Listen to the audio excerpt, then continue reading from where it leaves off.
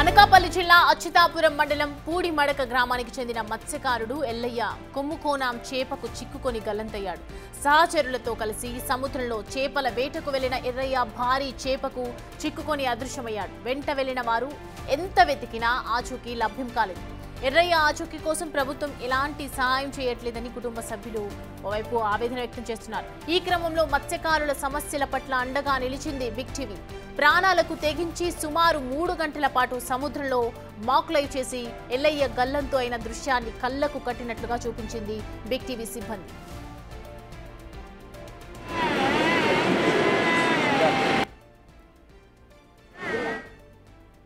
నడి సముద్రంలో భయంకరమైన అలలకు ఓ పక్కన గుండెలు అదురుతున్న ఎల్లయ్య చేపలను ఏ విధంగా వేటాడాడు? కొమ్ము కోణం చేప గాలానికి ఎలా చిక్కింది? ఎల్లయ్యను రక్షించడానికి అతని తమ్ముడు కొర్లయ్య, బోర్డు డ్రైవర్ ఎల్లాజీ సముద్రంలో దూకి ఎలాంటి ప్రయత్నం చేశారు?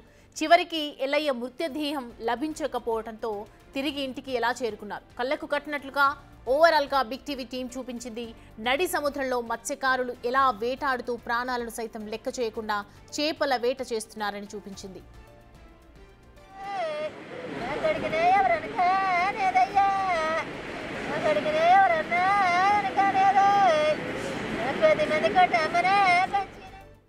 పూర్తి అప్డేట్స్ మా ప్రతినిధి రాజు అందిస్తారు. 10 మంది మత్స్యకారులతో కలిసి ప్రస్తుతం నేను సముద్రం లోపలికి వెళ్తున్నాను.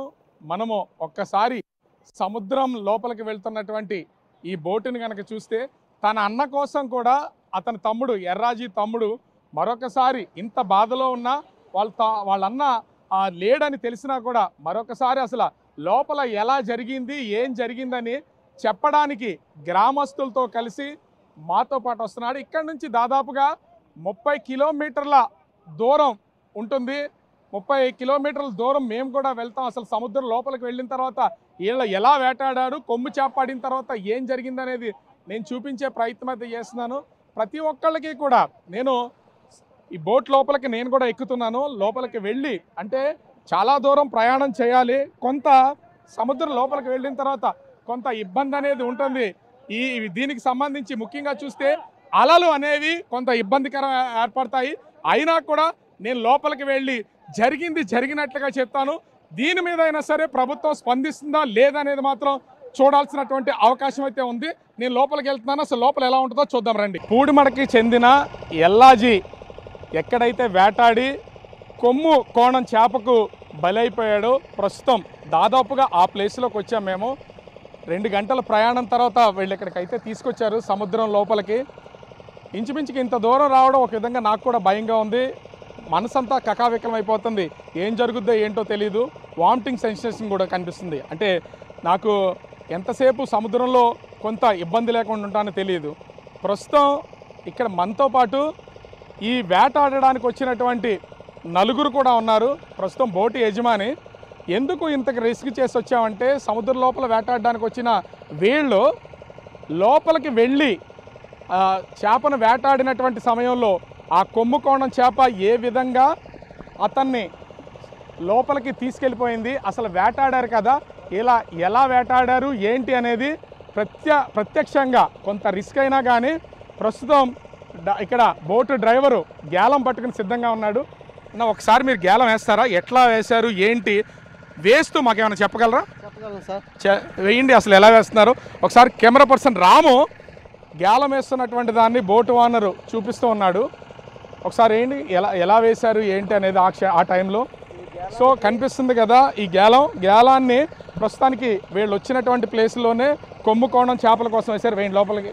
ఎలా వేశారు? గేలానికి గోపురంగానే ఎర్ర ఒకటి కట్టి ఆ చేపలకు వేస్తాం. వేసే విధానాన్ని చూపిస్తాం. మేము చేసే రిస్క్ అంతా మీకు చూపిస్తాం మీడియా పూర్వకంగా.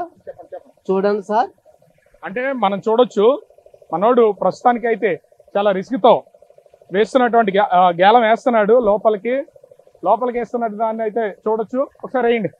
అట్లా వీళ్ళు అలా వేశారు. గేలం వేసిన తర్వాత సహజంగా చాలా సేపు ఉంటారు. అయితే ఇక్కడ నేను చూపించేది కూడా అంటే కొమ్ము కోణం చేప ఆ క్షణంలో వీళ్ళకి పడింది. ఇప్పుడు ఆ చేప పడాలని లేదు, అది కాదు. కానీ జరిగినటువంటి సందర్భాన్ని మీరు ఇలా గేలం వేసిన తర్వాత ఎంతసేపు ఉంటారు ఇలా? ఇలా గేలం వేసి ఈ తాడుని పట్టుకొని ఇలా ఈడ్చుకుని వెళ్తాం. ఎంతవరకు చేపలు అయితే అంతవరకు ఈడ్చుకొని వెళ్తాం. ఒకవేళ చేప పడితే అదృష్టంతో తీసుకుని చంపుకుంటాం, లేదనుకుంటే చేప పడకపోతే రిటర్న్ వచ్చేస్తాం. దాదాపు చేపల పొజిషన్లో ఒక 4-5 గంటల వరకు మేము ఈ తాడుని ఇలా కాస్తూనే ఉంటాం. అంటే మీకు చేప పడిన తర్వాత అంటే చేపను లాగారు కదా, లాగి ఇక్కడికి వచ్చిన తర్వాత దానికి సపోర్ట్ ఏమిస్తారు? దానికి ఇంకొక కమ్ము అనేది ఒకటి ఉంటుంది, పైగాలం అనేది, అది కూడా మీకు చూపిస్తాను. ఇదిగో ఈ కమ్మ అనేది దాని బాడీకి వేయడం జరుగుతుంది. ఈ కమ్మి సహాయంతో ఆ చేపను మేము దక్కించుకోవడం జరుగుతుంది. అయితే ఈరోజు ఈ కమ్మి వేసే తరుణంలో ఈ యొక్క తాడు అనేది ఆ అబ్బాయి చేతికి చిక్కుకొని వెళ్ళిపోవడం జరిగింది. నెక్స్ట్ నేను సపరేట్ ఎత్తాడు, ఇలాంటిదే సపరేట్ ఇంకొకటి పట్టుకొని వెళ్ళడం జరిగింది. అది కూడా మీకు మేము అంటే దాన్ని చూపిస్తారా ఏంటి? ఇప్పుడు అది కూడా మీకు మేము చూపిస్తాం, అబ్బాయి ఎలా వెళ్ళిపోయాడు ఏంటి అని చెప్పేసి మీడియా పూర్వకంగా మేము తెలియజేస్తాం. అంటే ఒకటి నాకు ఇది చాలా భయంకరం, నాకు భయం వేస్తుంది కూడా ఒక విధంగా చెప్పాలంటే, సముద్రపు ఇన్ని అలల మధ్యన. కాకపోతే వీళ్ళకి మత్స్యకారులు కాబట్టి నిరంతరం గంగలో ఉంటారు, సముద్రంలో ఉంటారు కాబట్టి వాళ్ళు ఎట్లాంటి భయం లేదని చెప్తున్నాడు. లోపలికి మేము వెళ్తామని చెప్తున్నాడు. మరి వాళ్ళు ఎలా లోపలికి వెళ్తారు, తిరిగి బోట్లోకి ఎలా వస్తారనేది అర్థం కానటువంటిది అయితే ఉంది. బోటు ఓనర్ వాసుపల్లి ఎల్లాజీ ప్రస్తుతానికైతే అతను సముద్రం లోపలికి గాలం అయితే వేశాడు. అయితే చేప పడిన తర్వాత వాళ్ళు లాగింది చూపించారు కదా, అయితే లాక్కెళ్ళిపోతున్నటువంటి టైంలో అసలు ఏం చేశారనేది అతనే ఇప్పుడు చేసి చూపిస్తానంటున్నాడు. అంటే వీళ్ళిద్దరూ కూడా అంటే ముఖ్యంగా చూస్తే ఎల్లాజీ అదేవిధంగా ఎర్రాజీ వాళ్ళ తమ్ముడు కూడా ప్రస్తుతం కొర్లయ్య, ఇతను వాళ్ళ తమ్ముడు కనిపిస్తున్నటువంటి టీషర్టు కొర్లయ్య, అదేవిధంగా ఎల్లాజీ కూడా ఇద్దరు ఒకరిని రక్షించడానికి ఒకళ్ళు సముద్రంలో దూకుతానంటున్నారు. మరి వాళ్ళు ఒక విధంగా ఇది మాకు కొంచెం భయంగానే ఉంది, భయపడుతూనే చేస్తున్నాం. మరి అతను ఏ విధంగా చేస్తారు ఏంటనేది నేనైతే ఒకసారి కళ్ళకు కట్టినట్లు వీళ్ళు చూపించే ప్రయత్నం అయితే చేస్తున్నారు. ఒక విధంగా చెప్పాలంటే చాలా ఒక భయానక పరిస్థితుల్లో ఉన్నామనే చెప్పాలి. ఎటు చూసినా కూడా సముద్రం లోపల మనకి బయట చూస్తేనేమో సముద్రం అంతా కూడా చూస్తూ ఉంటే పచ్చగా కనిపిస్తూ ఉంటుంది, నీల రంగులో కనిపిస్తూ ఉంటుంది, అందంగా కనిపిస్తూ ఉంటుంది. కానీ లోపలికి వెళ్తే సముద్రం లోపల వాటర్ అంతా కూడా కలర్ డిఫరెంట్ కలర్లో ఉంది. ఒక విధంగా చెప్పాలంటే చాలా భయం మధ్యనే రిపోర్టింగ్ చేయాలి. అందరూ అనుకుంటారు సముద్రం లోపల మత్స్యకారులు వేటాడుతున్న దానికి సంబంధించి మనం చూస్తాం కదా. ఇప్పుడు అంటే అలా వెళ్ళిపోయాడు ఎల్లాజీ, అలా వెళ్ళిపోయిన వెంటనే మరొకసారి ఎర్రాజీని రక్షించడానికి అలా ఇద్దరు కూడా సముద్రం లోపలికి వెళ్ళి ఒకరికొకరు కొమ్ముకోణం చేప వెళ్ళిపోతున్నటువంటి సమయంలో వెంటనే రక్షించే ప్రయత్నం అయితే చేశారు. మనం చూస్తున్నాం కదా వాళ్ళని, అంటే ప్రాణాలకు తెగించి సముద్రం లోపల వాళ్ళని ఒకరికొకరు రక్షించుకునే ప్రయత్నం అయితే చేస్తూ ఉన్నారు. అంటే ఇలా వాళ్ళని రక్షించే ప్రయత్నంలో మళ్ళీ ప్రాణాపాయ పరిస్థితులకు వస్తుందేమోనని గుర్తించినటువంటి మిగిలిన ముగ్గురు మత్స్యకారులు కూడా ఒకరు బోటును ఆపరేట్ చేస్తూ ఉంటే మిగిలిన ఇద్దరు కూడా ఎర్రాజీ కోసం వెతికినటువంటి పరిస్థితి అయితే ఉంది. ఒక విధంగా వాళ్ళ ప్రాణాలను కూడా పణంగా పెట్టి ఎర్రాజీ కోసం ప్రయత్నం అయితే చేశారు. కానీ ఎర్రాజీని చేప అతని చేతికి పట్టుకోవడం వల్ల అంటే అది చుట్టుకుపోవడం వల్ల తాడు మొత్తం అంతా లోపలికి వెళ్ళిపోయాడు. ఇప్పుడు ఎర్రాజీ ఎక్కడున్నాడు ఏంటనేది తెలియనటువంటి పరిస్థితి అయితే కనిపిస్తోంది. ముఖ్యంగా చూస్తే మనము వాళ్ళ దగ్గరికి వెళ్ళి ముందు వాళ్ళని కూడా సేఫ్ గా వాళ్ళని ముందు బోట్ ఎక్కించుకుందాం. ఎందుకంటే వాళ్ళ మత్స్యకారులు అయినా కూడా ఎంతసేపు వాళ్ళు బోట్ లో ఉండగలిగినా కూడా ఒక విధంగా చెప్పాలంటే నాకైతే నోటి నుంచి మాట రావడం లేదు, ఒక రకమైనటువంటి భయం వేస్తుంది. కానీ చూస్తున్నాం కదా ఇంకొకరు తాడుతో అంటే ఒక సపోర్టింగ్ తాడు పెట్టుకుని వాళ్ళు రక్షించే ప్రయత్నం అయితే చేశాడు. అంటే ప్రతి క్షణం కూడా వీళ్ళు నిరంతరం సముద్రంలో వేటాడడం అనేది వీళ్ళకి చాలా కామన్. అలా తన అన్నను కాపాడుకోవడానికి ఆ కొర్లయ్య అదేవిధంగా బోటు ఓనర్ తనతో పాటు వేటాడడానికి వచ్చినటువంటి బోటు ఓనరు ఎల్లాజీ మొత్తం పైకి అయితే ప్రస్తుతం వచ్చారు కదా, ఇంత రిస్క్ చేసి వచ్చారు. ఇదే విధంగా అతను కాపాడడానికి వెళ్ళారా మీరు? ఇదే విధంగా ఆయన్ని కాపాడడానికి వెళ్ళాం సార్. ఆయన మా చేతికి చిక్కలేదు సార్. దురదృష్టవశాత్తు నాకు కొంచెం దూరంలోనే ఆయన కిందకి వెళ్ళిపోవడం జరిగింది సార్. అసలు ఆ క్షణం అతను చేప ఈడ్చుకుపోతుంటే కింద వెంటనే అసలు కనిపించలేదా మీకు? కనిపించాడు సార్. వెళ్ళాను సార్. నేను వెళ్ళినప్పటికీ కూడా నా చేతికి చిక్కకుండా చేప అనేది కింద. మామూలుగా అయితే ఎర్రాజీ ఎంత దూరం ఈదగలడు? ఎర్రయ్య మామూలుగా అయితే మినిమం 1 గంట సేపు ఈత కొట్టగలడు సార్. ఆయన మంచి ఈతగాడు సార్. మంచి ఆటగాడు, బలవంతుడు కూడా. దురదృష్టవశాత్తు నా చేతికి చిక్కకుండా అయిపోయాడు సార్. చాలా రిస్క్ చేశాం సార్. సో అతను తమ్ముడు ఉన్నాడు, ఒకసారి కూర్చోమ్మా. అంటే ఇక్కడ ఇతను చూస్తున్నాం కదా, మీ అన్న కోసం ఇప్పుడు నువ్వు దూకినది చూసాం, అట్లానే చేప అట్లా మీ అన్న లాక్కెళ్ళిపోయిందా? లాక్కెళ్ళిపోయింది సార్. అలా సేమ్ ఎలాగైతే చూపించాం అలాగే లాక్కెళ్ళిపోయింది. ఎంతసేపు అతన్ని రక్షించడానికి ట్రై చేశారు మీరు? అసలు ఒక అరగంట సేపు అలా ప్రాణాలు పోరాడి లాస్ట్ కి రక్షించలేకపోయాం సార్. ఇంకా తర్వాత ఇంటికి వచ్చేసారా? చాలా సేపు ఎతికాం సార్, మా వల్ల కాలేదు. ఇంకా మా ప్రయత్నం మేము చేసాము, ఇంకా మా వల్ల కాలేదు.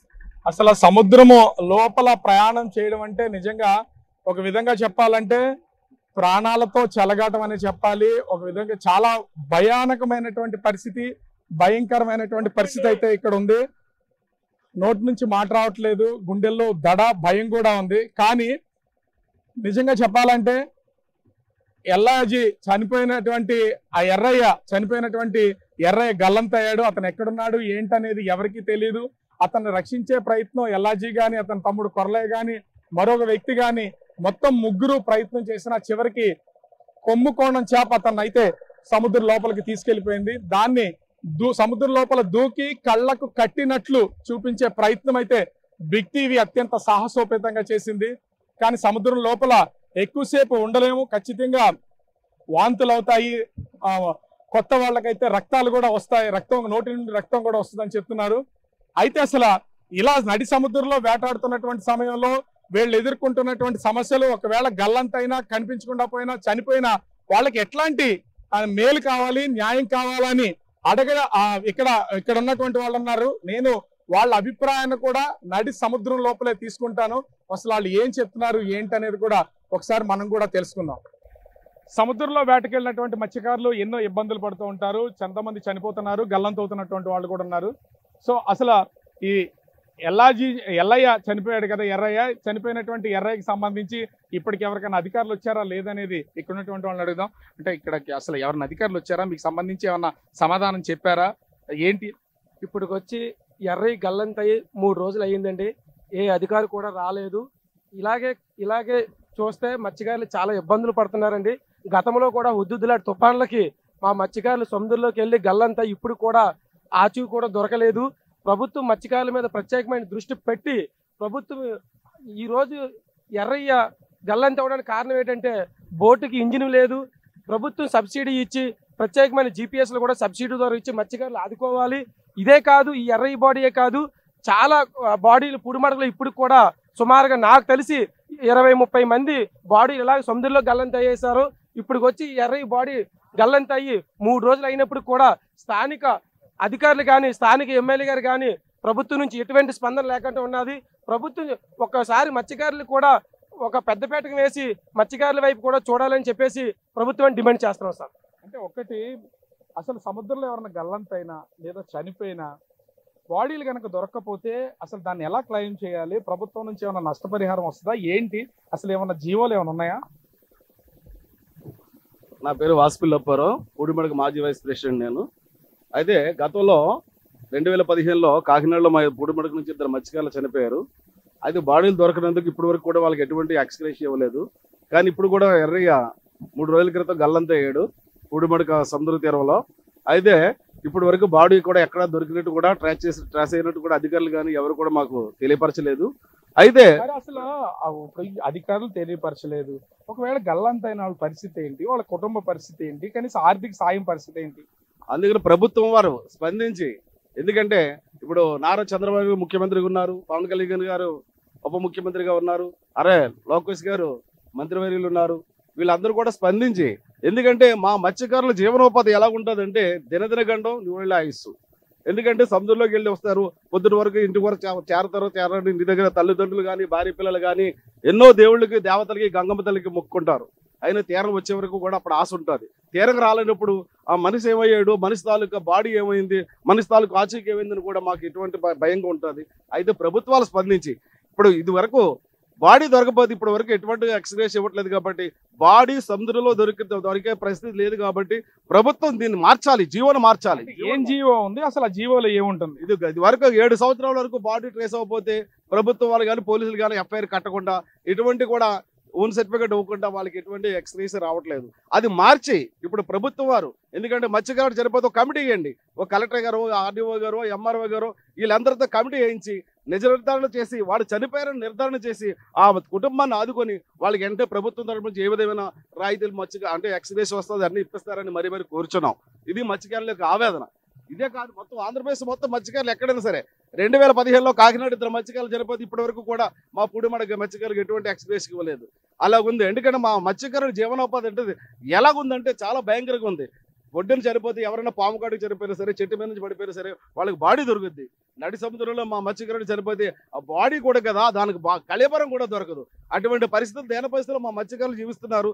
దీన్ని వెంటనే ప్రభుత్వం వారు దీన్ని దృష్టిలో పెట్టుకొని దీన్ని జీవోగా మత్స్యకారులు చనిపోయిన ఒక వారం రోజులకు 2 నెలలకు అన్ని నిర్ణయించి ఆ జీవో ఇచ్చి ఆ కుటుంబాన్ని ఆదుకుంటారని మరీ కోరుచున్నాం. అంటే మనం చూస్తున్నాం నడి సముద్రంలో వేటకెళ్ళినటువంటి మత్స్యకారుల దీనస్థితి ఏ విధంగా ఉందనేది. సముద్ర అలల్లోనే ప్రయాణం చేస్తున్నటువంటి 2-3 గంటలు మాలాంటి సాధారణమైనటువంటి వాళ్ళైతే ఉండలేరు. కానీ సముద్రంలో వెళ్ళి వీళ్ళు వారం రోజులు, 15 రోజులు, నెల రోజులు వేటాడుతున్నటువంటి వాళ్ళు ఉన్నారు. గల్లంత అయినటువంటి వాళ్ళు, చనిపోతున్నటువంటి వాళ్ళు ఎంతో మంది ఉన్నారు. ఇప్పటికైనా ప్రభుత్వం కొన్ని జీవోలు మార్చాలని వాళ్ళైతే డిమాండ్ చేస్తున్నారు. దీనికి తోడు ఇప్పుడు ఎర్రయ్య కొమ్ముకోణం చేపకి బలైపోయాడు, గల్లంతయ్యాడు. అతనికి సంబంధించి స్థానికంగా ఉన్నటువంటి ప్రభుత్వం కానీ, అధికారులు కానీ, ఎంఆర్ఓ కానీ, మత్స్యశాఖ అధికారులు కానీ ఇప్పటి వరకు ఎవరో కన్నెత్తి చూడలేదు. ఇప్పటికైనా రావాలి, అతని కుటుంబానికి తగు న్యాయం చేయాలి. బాడీ ఎక్కడన్నా దొరుకుద్దేమో దాన్ని మెరైన్ వాళ్ళతో కానీ, నేవీ వాళ్ళతో కానీ ఒకసారి ట్రేస్ చేయించి మొత్తం ఆ గాలింపు చర్యలు చేపట్టాలని ఇక్కడ ఉన్నటువంటి వాళ్ళైతే కోరుతున్నారు. మత్స్యకారుల జీవన విధానం ఇప్పటికీ ఒక కష్టం అవుతుంది. కానీ గల్లంతైనటువంటి చనిపోతున్నటువంటి వాళ్ళ పరిస్థితి అత్యంత దారుణంగా ఉంటుంది. ఆ కుటుంబాల పరిస్థితి అత్యంత దారుణంగా ఉంటుంది. బిగ్ టీవీ దీన్ని చూపించాలనే ప్రయత్నంలో భాగంగానే అత్యంత ఒక విధంగా చెప్పాలంటే ప్రాణాలకి తెగించి మేము కూడా నడి సముద్రంలోకి వచ్చాం. ఇప్పుడు తిరిగి ఒడ్డుకైతే వెళ్తున్నాం. మరి వీళ్ళ అభిప్రాయాలు ఎలా ఉన్నాయి, కుటుంబాలు ఏమనుకుంటున్నాయి ఏంటనేది కూడా తెలుసుకుని ప్రభుత్వం వాళ్ళకి న్యాయం చేయాల్సినటువంటి పరిస్థితి అయితే కనిపిస్తూ ఉంది. ఎర్రయ్య గల్లంతైనటువంటి ప్లేస్ నుంచి ఒడ్డుకైతే చేరుకున్న వాళ్ళ బోటుని ప్రస్తుతం అయితే వాళ్ళు తీసుకుని వెళ్తున్నారు. లోపలికి వెళ్ళినటువంటి మా కోసం చాలా మంది ఇక్కడ ఈ గ్రామానికి సంబంధించినటువంటి వాళ్ళందరూ కూడా వెయిట్ చేస్తున్నారు. లోపలికి వెళ్ళినటువంటి వాళ్ళు ఎప్పుడు వస్తారా అని. కానీ లోపలికి వెళ్ళినప్పుడు ఉన్న ఆ ఉత్సాహం సముద్రంలో దాదాపుగా ఒక 2 గంటల పాటు ఉండి బయటకు వచ్చేసరికి మత్స్యకారులు ఏదో అంటే బ్రతుకు తెరువంతా కూడా సముద్రం మీద వేటాడతారు. మత్స్యకారులు సముద్రంలోకి వెళ్ళారు, చేపలు పట్టారు, తీసుకొచ్చారు, అమ్మారు, మార్కెట్లో కొన్నాం, ఇది మాత్రమే తెలుసు. కానీ సముద్రంలో మత్స్యకారులు పడే కష్టాల్ని ప్రత్యక్షంగా వెళితే అనుభవిస్తేనే కానీ తెలియదు. నిజంగా వీళ్ళలో చాలా మంది చదువుకుంటున్నా సరైన ఉద్యోగాలు లేక చాలా మంది అటు అంటే ఎప్పటి నుంచో వస్తున్నటువంటి సాంప్రదాయ వేట మత్స్యకారులుగా మారిపోయి చేపల వేటకి వెళ్తున్నారు. కానీ లోపలికి వెళ్ళొచ్చిన తర్వాత నా తలంతా తిరిగిపోతూ వాంతులు అవుతూ పరిస్థితి చాలా దారుణంగా ఉంది. కానీ ఇప్పటికైనా సరే వీళ్ళ డిమాండ్ బిగ్ టీవీ కూడా డిమాండ్ చేస్తుంది. ఎందుకంటే మీడియా పరంగా జరిగినటువంటి నష్టాన్ని పోడ్చాల్సినటువంటి పరిస్థితి. ఒక పక్కన వీళ్ళకి న్యాయం చేయాలని కోరుతూనే ప్రభుత్వానికి కూడా విన్నవిస్తున్నాం. ఎర్రయ్య చనిపోయాడు, అతను గల్లంతయ్యాడు. నడి సముద్రంలో అతని మృతదేహం ఎక్కడుందో కూడా తెలియదు. ఇప్పటికైనా సరే ప్రభుత్వం, అధికారులు, స్థానిక ఎమ్మెల్యే, ప్రజాప్రతినిధులు ఒక్కసారి అధికారులతో మాట్లాడి ఎల్ఐకి సంబంధించినటువంటి కుటుంబ సభ్యులకు తగిన నష్టపరిహారం అని ఇవ్వాలి. అతని మృతదేహం అయితే దొరికే ప్రసక్తి అయితే లేదు. లోపలికి వెళ్ళొచ్చిన తర్వాత సముద్రంలో పడే కష్టాలు ఏ స్థాయిలో ఉంటాయనేది మాకు కూడా అర్థమైంది. ప్రభుత్వం అయినా సరే ఇప్పటికైనా అర్థం చేసుకుని అధికారులు ఒకసారి ఈ కుటుంబ పరిస్థితిని, ఈ గ్రామాల్లో ఉన్నటువంటి మత్స్యకారుల పరిస్థితిని అర్థం చేసుకోవాల్సినటువంటి అవసరం ఎంతైనా కనిపిస్తుంది. కెమెరామెన్ రాముతో రాజు, బిగ్ టీవీ.